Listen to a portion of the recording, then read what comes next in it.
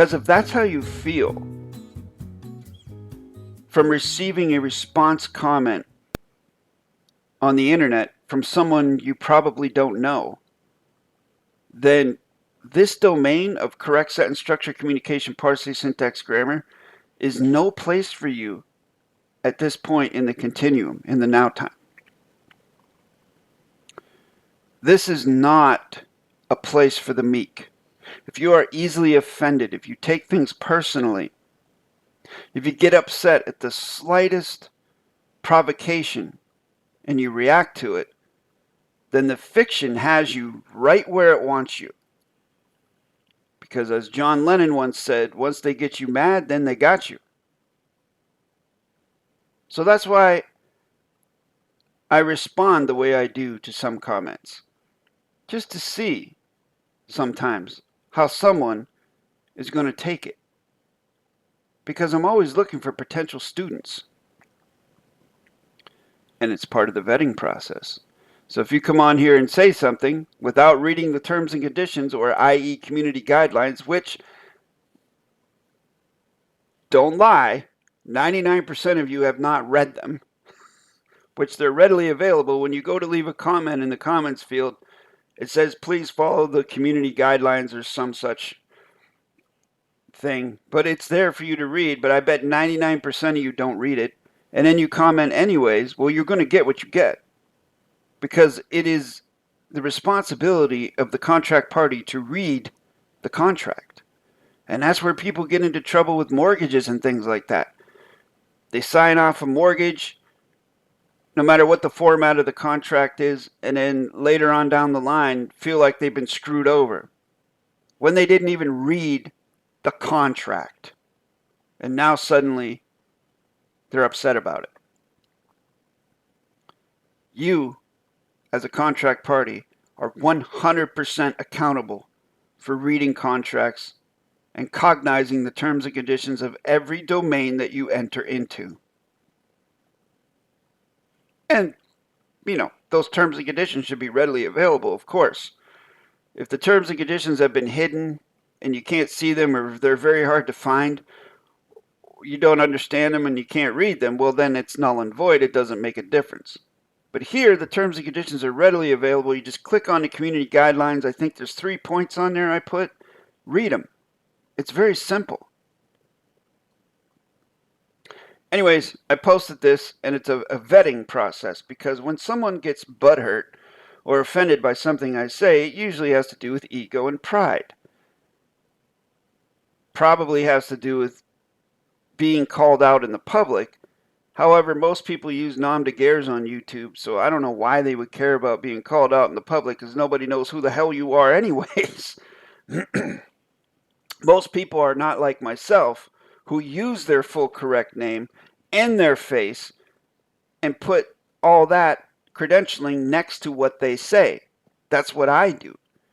So I'm accountable for what I say on here. I don't use a nom de guerre. I don't hide my face. I'm right here. But most of you do hide your face and don't use your correct name. That's part and parcel of the internet. All right, let's get to the comments.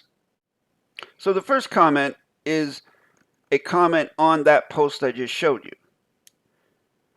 And it's from Vlastil. And this individual is, from what I can gather and recall, a former student of mine. I think they took maybe one workshop a long time ago. And they said, keep rolling, Jason. There will be always idiots who eventually burn their fingers over open fire. Now, folks, what is an idiot? Do you know what an idiot is? Have you ever looked it up? Now, on the surface, using correct sentence structure context, idiot is a no contract word. It's a vowel in front of a consonant at the beginning of a word. But being that Vlastil is writing an adverb, verb, adjective, pronoun, fiction, babble anyways, it doesn't really matter. So the meat of the matter is idiot. If someone calls you an idiot, or someone calls someone else an idiot, most likely offense will be taken. because the common meaning of idiot means someone who is dumb, stupid, uneducated. But if you go back a little bit further than that, and you go back to Greek, which, to my knowledge, is earlier than Latin, it just means private person. Someone who's not in the public. That's what an idiot is. So I agree, there will be always idiots. Now, whether a private person burns their finger over open fire or not, I mean, that could happen to a non-idiot too. I mean, it just depends. Considering themselves firefighters, also known as the one who sits now behind bars. Okay, so they're making a comparison of their analogy of the idiot to Mark lowercase k Kishon Christopher. Not the I wish him so, but so it is. Not the I wish him so, but so it is. Okay. Well, the overall gist of this, I think I get it. That Mark perhaps is a private person who eventually burned his fingers on the fiction system while considering himself to be a fighter of the fiction system, meaning he was fighting the fiction system and then he burned himself doing it. Fair enough. Thank you for the comment, Vlastil. Next comment comes from Di Cameron, and they say, thanks for the shout outs and feedback. All for the contribution of value, volition for solution focus, conveyance, and open dialogue for the cultivation. Salute, my friend. Next comment comes from Eclectic something or other. And they say, hi Jason, I was invited to a private Zoom on Tuesday, 28th January. Unfortunately, due to a chronic condition that took hold that evening, I didn't make it. The invitation was gratefully received, however, I do enjoy your video content. Well, thank you for those kind words. There is a lesson here in this comment, by the way, folks. And this ties into the most recent video or two that I've done regarding confidentiality and explaining what that is. This individual left a public comment in a public venue sharing information about a private event. It's not a big deal. It's not a big deal. I'm not going to say anything more about the private Zoom. But I'm just bringing this to your attention that this is not something that you would do if you were to actually keep something private and confidential. You wouldn't mention it on a public platform like this, like the date of when it was and things like that. So in any case, Eclectic Musey, I hope you're feeling better, and I do appreciate your kind words, and I hope you don't take the what I said about the public and private related to your comment. I hope you don't take that too harshly, because it's not meant that way. Next comment comes from Task and Force 116, our old friend Tax and Force. Mark lowercase k Kishon Christopher's cult follower, always coming to his defense. It's a cheerleader, basically. They're a cheerleader for Mark lowercase k. And they say, in brackets and quotations, so what now? And then I say, now so what? Like, I have no idea what they're trying to convey here. I should have known better, because as you can see here, Task and Force decided to leave a massive adverb, verb, adjective, pronoun comment.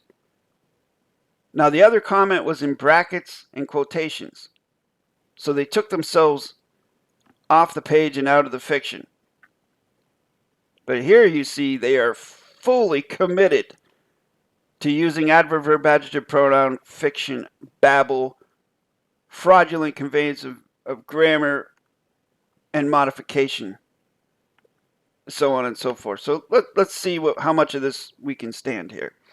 How dare you slander a man who has dedicated his life to exposing a fraudulent system? That's a question, folks. How dare you? You meaning me, I suppose. How dare. So I guess that could be considered a compliment. They're calling me daring. So thank you for that compliment, Task Force. Mark Cashone. Oh, look, they misspelled Mark Cashone's name. That K should be lowercase, Task Force. Even in the fiction, you gotta pay attention to your grammar a little bit, right? You don't want to be misspelling people's names, even in the fiction. Am I right? Never claimed to be the founder of PARSE syntax grammar. I never claimed that he claimed to be the founder. What I claim was he doesn't have closure on it. He doesn't know how to syntax. He can't put together a complex correct sentence structure. And I'm talking about correct sentence structure, communication, PARSE syntax grammar. I'm not talking about PARSE syntax grammar, whatever the hell that is. PARSE syntax grammar means just parse and syntax and grammar. I include the correct sentence structure communication, but that's me. I never said he was the founder of it. I said that he claimed to be the heir of it, like he was to be David-WYNN Miller's successor. He claimed that. David never claimed that. David never, ever, ever said. Even when Mark went over and visited David at David's home in 2018, I think it was, David never said, Mark is my successor. Never said that. And even in those videos, Mark comes right out and says on camera that he has no idea how to syntax. I have no idea what you're doing, he says. And neither do you, by the way, Task Force. I mean, as far as correct sentence structure goes, you are clueless. As Vlastilil said in the one comment, you're an idiot. And that's not name calling. That just means you're uneducated. And you're also a private person because you're not using your name here. You're using a nom de guerre. You're hiding. You don't even have a profile picture here. No idea who you are, whether you're male or female. He always credited David-WYNN Miller as his teacher. What Mark did was continue the fight, educating people on the corporate fraud, necromantic legal fictions, and the unlawful dead status imposed on living men and women. Okay, so continue the fight. Do you feel like David-WYNN Miller was a fighter? Was he fighting for something? He never claimed to be a fighter. David-WYNN Miller, by my perspective, was an educator, a knowledge cultivator. If there were people who wanted to take what he did and fight the trespass, they did, but he wasn't really doing that, especially during the last few years of his life. He was more a role of an educator, actually. So that seems to be very presumptuous on your part. I don't know if you, Task Force, ever met David-WYNN Miller, if you ever had a conversation with him or anything like that, but I was blessed to have been in contact with him for the last year of his life. Never met the man in person, but I did have telephone conversations with him, Skype conversations with him, email conversations with him, and text message conversations with him. So I did get to know a little bit about him. The unlawful dead status. Unlawful. Whose laws are you talking about? Because laws and legalities relate to the fiction, not to the fact, not to correct sentence structure. So again, that shows me that it shows me the level of your idiocy where this is concerned. Using idiocy as a synonym for uneducated person. Your attacks are based on presumption and assumption, not facts. No, actually, they are based on facts. And if you learn the grammar, you would know this. It's not an attack, actually. To back it up a little bit, I'm not attacking your hero. I'm criticizing and auditing his lack of correct sentence structure knowledge. And I'm also pointing out that if your volition is to kidnap and torture another human being, if your volition is to kidnap, tie them up, torture them with a cattle prod, and perhaps even unalive them, as is detailed in the documents that I saw from that Mark supposedly authored, then that is not something that I would ever participate with, nor suggest that anyone else participate with.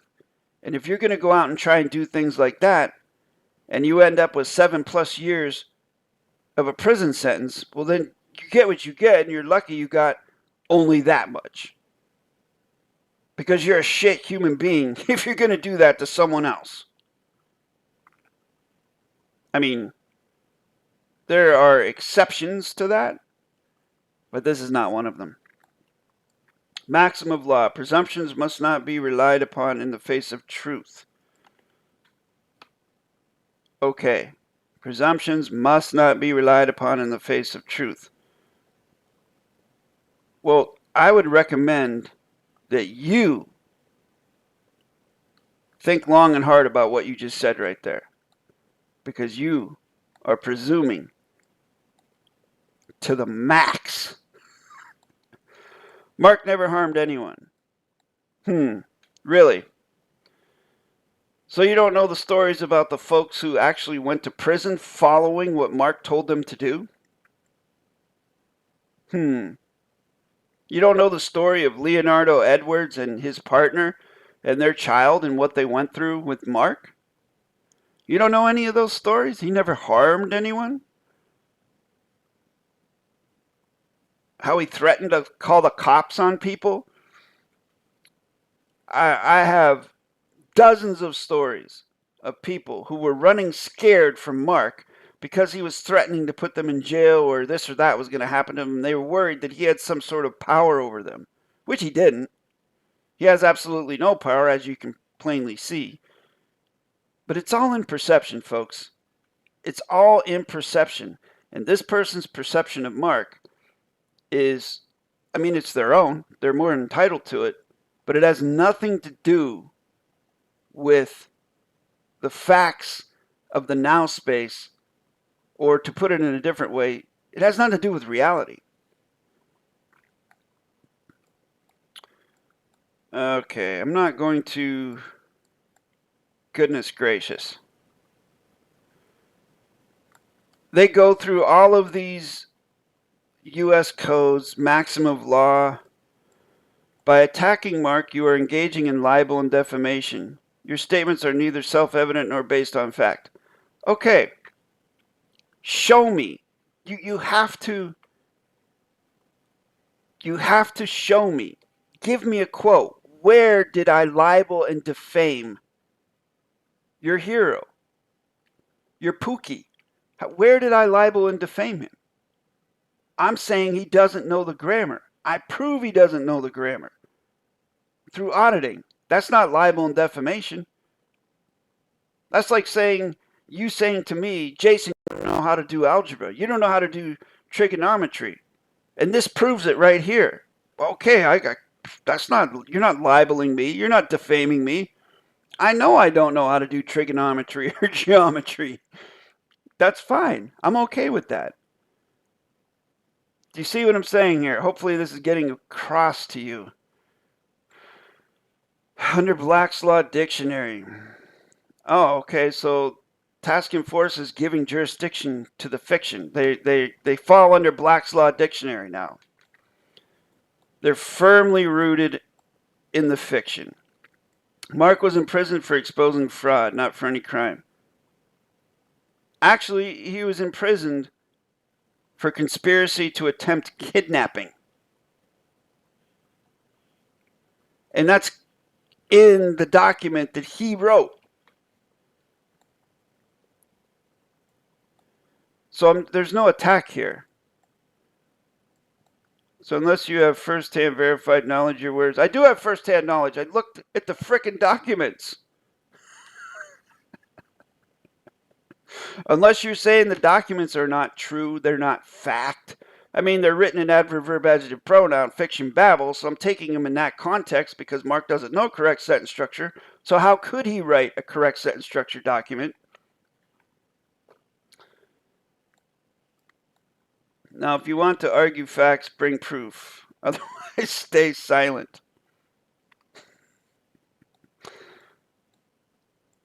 So I respond back, I have first-hand knowledge and evidence that neither you nor your guru possess closure on correct sentence structure. That's a fact, Jack. How about that? If you'd like me to donate a box of Kleenex for yourself and your hero, email me at jasonmatthewg17@gmail.com. And I mean that. I mean that. In fact, my generosity knows no bounds in this particular now space juncture. I will upgrade the Kleenex to a box of tampons if y'all need it to stop that to stop the flow. All right, I'm out. This one comes from Just Granny, and they say David-WYNN Miller was a noted con man, too funny. He lied about his profession. And then I said, please elucidate us and share proof of your claim. And then Coral Blade Grotto said, who noted that? Can we see the notes? And then Just Granny says, too funny. Did you actually listen to all his jobs? He didn't advise the president. Too funny. He was a con man. And then I say, that's what I thought. Another anonymous troll with zero proof. Someone come get their granny. Seriously. Typical. They say David's a con man, lied about his profession, and I asked them to share proof. And, of course, what do? They don't provide proof. No one ever does. And that task in force could be construed as presumption, assumption. Next comment comes from Blaine, and they say, you will pass 600,000 soon as people come across your info. You are a great man. Thank you for your knowledge, my friend. Well, thank you, praying hands. I appreciate that sentiment. And by the way, folks, I think we are about 5 subscribers away from 6,000. Now, I said at the end of last month, I said I predicted that this channel would break 6,000 subscribers in February. So we have 5 more to go. So if any of you out there want to help facilitate that, I would be eternally grateful to you if you could somehow share this channel and get 5 more subs so we can break that 6,000 mark that I've been trying to break for the last year or so. But I appreciate those words, Blaine. Next comment comes from Paradigm Pure Health. And they say, yes, I enjoyed and learned something from this video for sure. And thank you so much for the donation. I appreciate it. As I'm in the practice of syntaxing from the end of a sentence and working backwards, this was helpful working from the start of the sentence to see the pattern when 2 non-tangible words are next to each other, how it signals a change in the syntax pattern. Thanks. You know what? Paradigm Pure Health?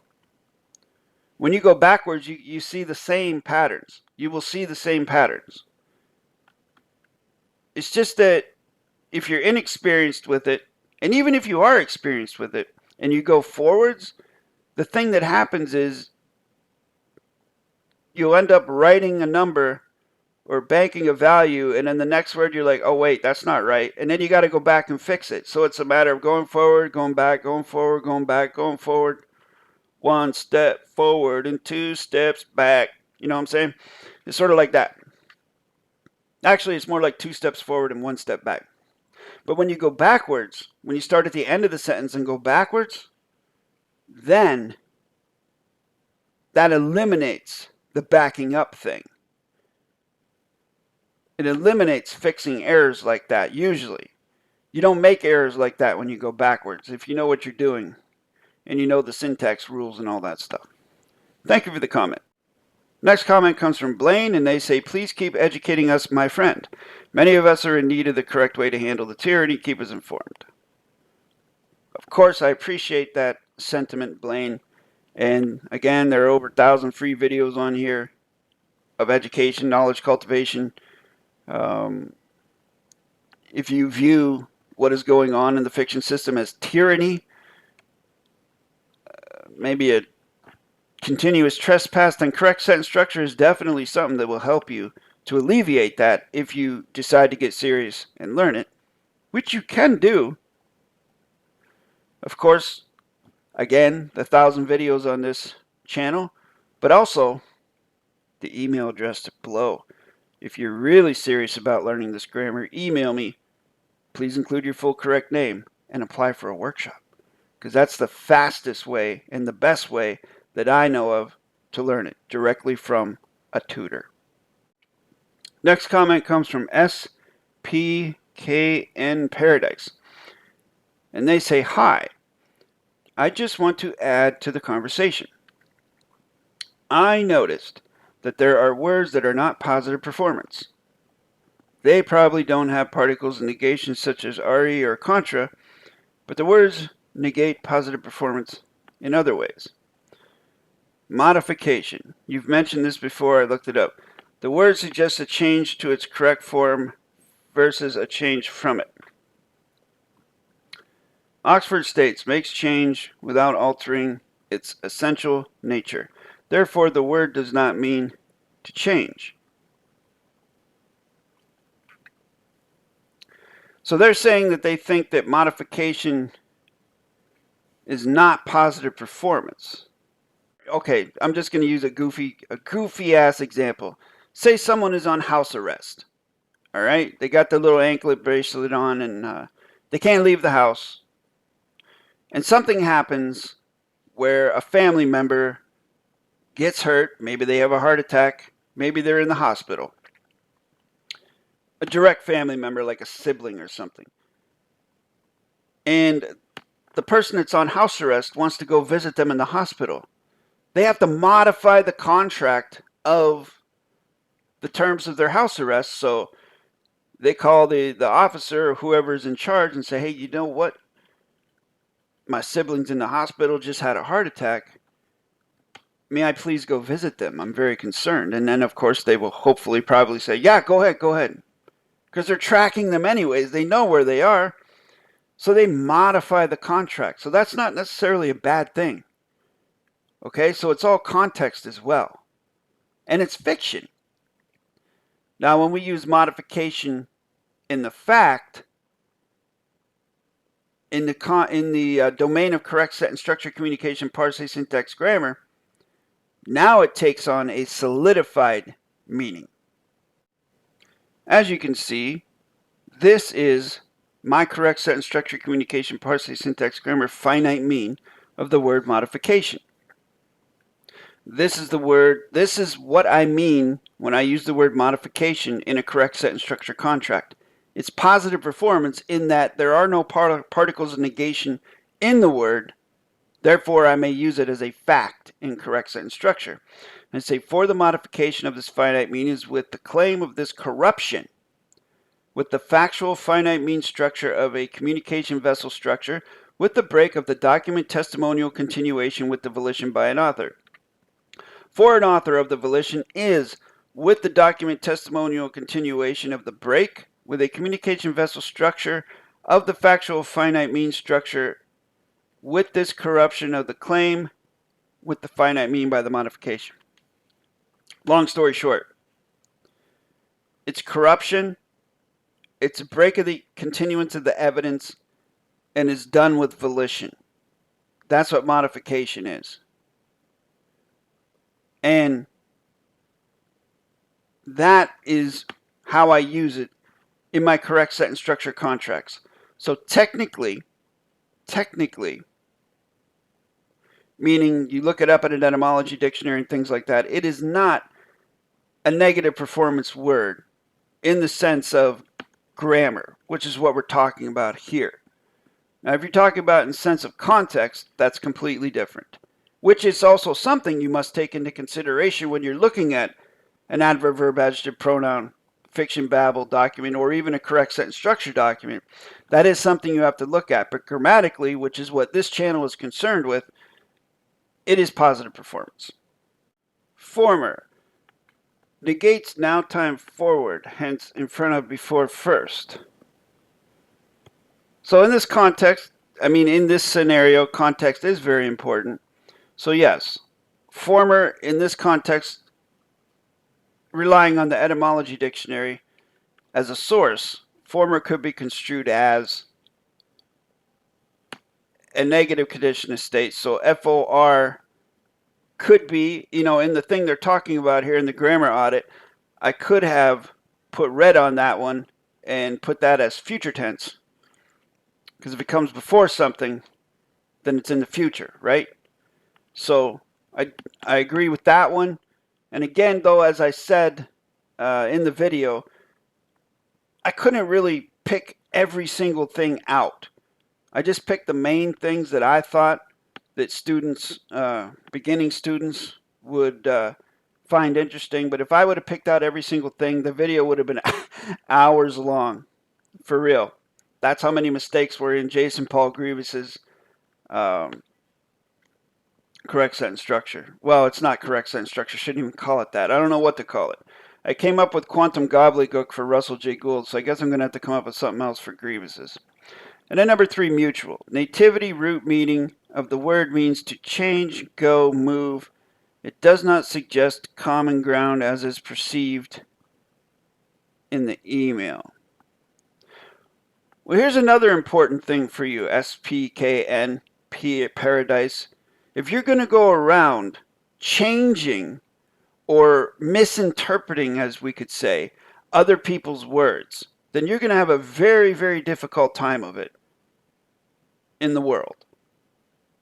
I know, and I can tell by Jason's email what he means by things. And if he says mutual, he does mean that connotation, common ground. That's what he means.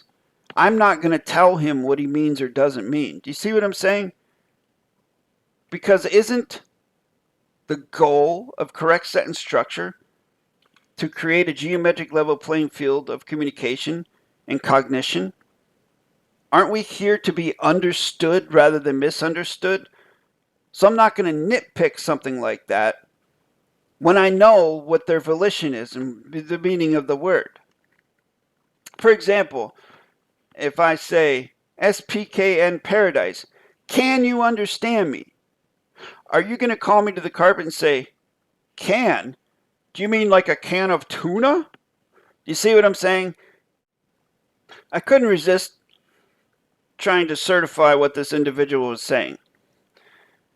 So here we have mutual, which we see ADJ after it, which is usually an indicator that it is tangible contract.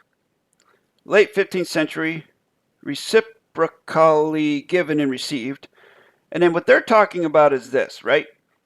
Proto-Indo-European MEI, to change, go, move. All right? So I have a feeling this is only as far as they went. So that's where they got their comment from, what they have in their comment. To change, go, move, and they're done with it. But folks, you got to go deeper than that. You can't just stop here. If you see a link here, you got to click it. It says to change, go, move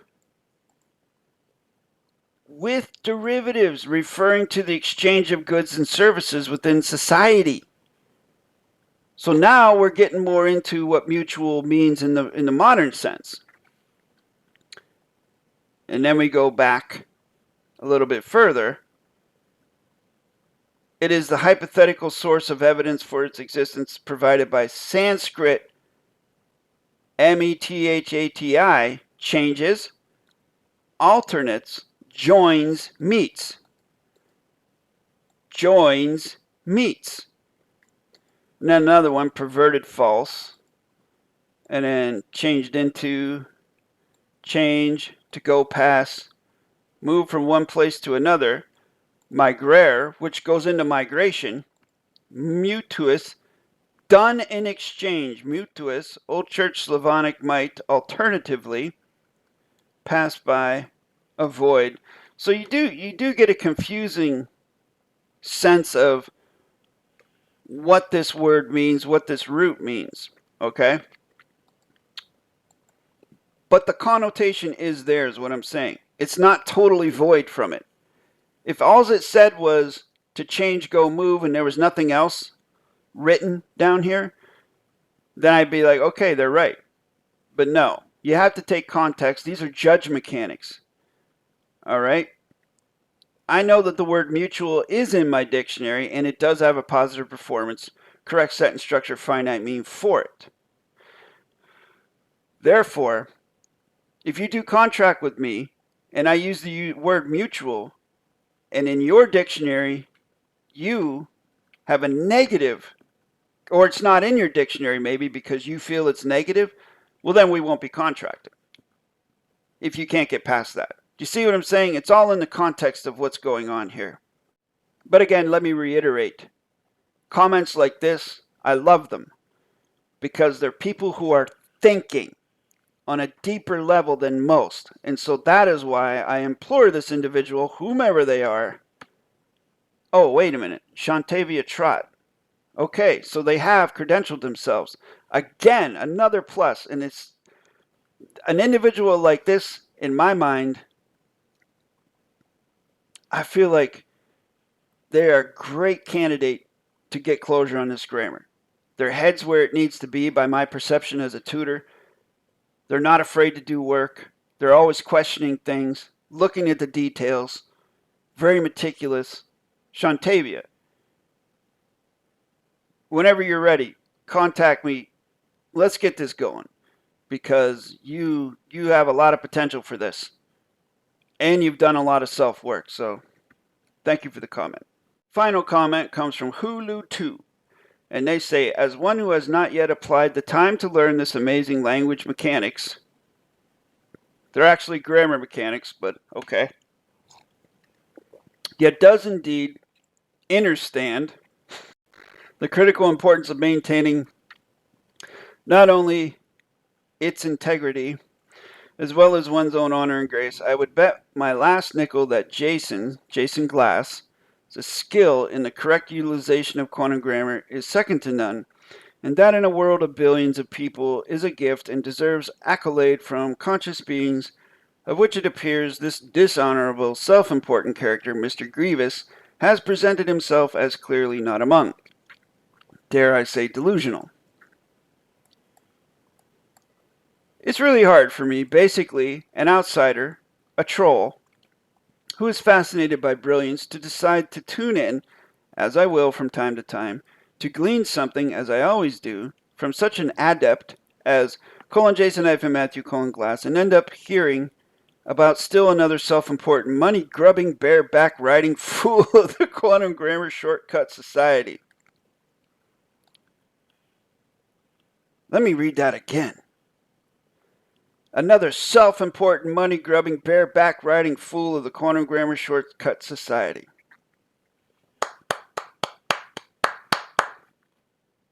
That was a good one. What a joke. These types really bother me, and my wish is I had a big red button just for them. Sorry, these kinds of people really bug hell out of me.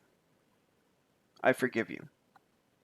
Other than that, a pleasure as always, sir. May you be well until the next time. Well, thank you very much for that comment. Little inside data here, folks. This individual, Hulu2, I consider him to be a brother of mine. We know each other in real life. We've met in person. We've known each other for many, many years, and I appreciate anything he wants to bring to the table. This is an example of an individual. He is a live life claimant, by the way, but he doesn't know the grammar, and he doesn't need the grammar, actually, so why would he learn it? But his mind is sharp as a tack, and he's always thinking, and he's actually, from what I know, he's going to be doing his own podcast. And I would highly recommend anything this guy says to listen to it. At least listen to it and open your mind to it. He has a way with words like no one else I've ever seen. And if he does get the podcast, if and when he does get the podcast up and rolling, I will for sure share it in my community section here. So I can send some of you his way, because I know a lot of you viewers out there, the almost 6,000 of you, I know that a good majority of you would really enjoy what he has to say. So thank you very much, Hulu2, for that comment, for the kind words, for the awesome wordplay, alliteration, and all that stuff. And thank you all for listening. I appreciate each and every one of you. I appreciate your subscriptions, your shares, your thumbs up, your thumbs down, your comments, your cojones in participating in this domain. It means a lot to me. Thank you, and I'll see you soon.